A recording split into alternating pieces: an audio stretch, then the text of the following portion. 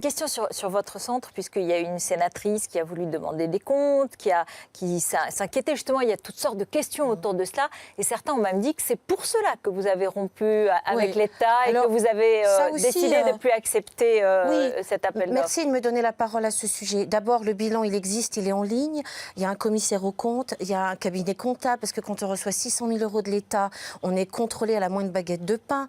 Ensuite de ça, il y a un compte-rendu qui est validé par un comité interministériel. C'est pas que le ministère de l'Intérieur, hein. C'est un comité interministériel qui nous a validé, qui a suivi chacun des 1075 jeunes. Madame Goulet, elle m'a vraiment... La sénatrice UDI. Oui, cette sénatrice, elle m'a vraiment fait paniquer parce que déjà, elle nous a reproché de ne pas avoir de bureau. Donc...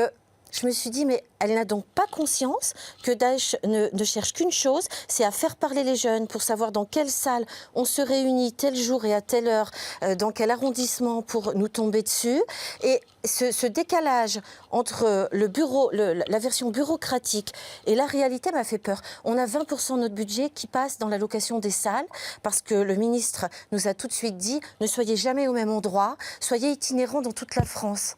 Vous avez dit que vous avez des désaccords politiques avec le Premier ministre, notamment sur la déchéance de nationalité. Mais quand vous entendez Manuel Valls dénoncer le salafisme, dire qu'il y a une forme d'idéologie dominante à l'intérieur de l'islam français, minoritaire, mais qui prend le pouvoir à l'intérieur de l'islam français, vous l'avez même dénoncé vous-même. Oui, c'est le seul point sur lequel je suis d'accord avec Manuel Valls, c'est-à-dire qu'effectivement, il faut faire attention au salafisme avec des S au pluriel. Hein. Il y en a plusieurs formes. Mais les salafistes qui amènent les jeunes à remplacer la raison par le mimétisme et la répétition et qui les mettent dans un espèce de suivisme, eh bien c'est très dangereux. Daesh récupère la mise derrière, même si ces salafistes sont piétistes. Donc là-dessus, vous êtes d'accord. Qu'est-ce que vous pensez lorsqu'il dit « je voudrais l'interdiction du voile à l'université » ? Je pense qu'il fait le jeu de Daesh.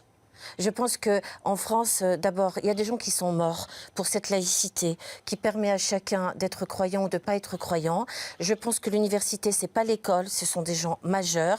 Et je pense que Daesh fait croire aux jeunes, met en avant le complot contre les musulmans et la laïcité à deux vitesses qu'il y a. Et je pense que quand il fait ça, il ne s'en rend pas compte, mais il alimente le discours de Daesh qui dit « on ne vous laissera jamais être musulman pratiquant en France ». Parce que justement, les non-musulmans savent que vous détenez la vérité et vous empêcheront d'être musulmans. À chaque fois qu'il fait un poids, deux mesures, à chaque fois qu'on empêche on empêchait une maman de faire une sortie scolaire en accompagnant son enfant avec un foulard, jamais on n'oserait le faire pour un papa qui porte une kippa. Ça alimente Daesh. On ne se demande pas pourquoi on a autant de jeunes sur qui le discours de Daesh fait autorité. Pourquoi on en a plus que les autres pays européens? On ne se remet jamais en question sur le fait qu'on applique pas notre laïcité de la même façon. Et ça, vraiment, c'est quelque chose qui me fait peur profondément.